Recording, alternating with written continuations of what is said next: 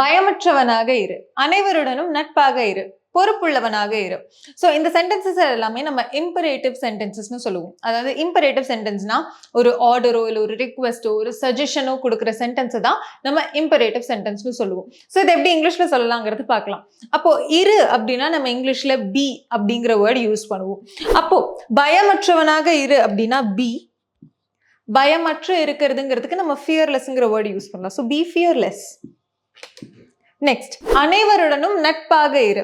அப்போ மறுபடியும் நட்பாக இரு அப்படின்னா பி ஃப்ரெண்ட்லி. அனைவருடனும் இரு, அப்போ be friendly with everyone. Next, பொறுப்புள்ளவனாக இரு. பொறுப்புள்ளவனாக இருக்கிறதுக்கு வந்து பி ரெஸ்பான்சிபிள் அப்படின்னு சொல்லலாம். ஸோ இனிமேல் நீங்களும் இந்த மாதிரி சென்டென்சஸ் யூஸ் பண்ணி பாருங்க. தேங்க்யூ.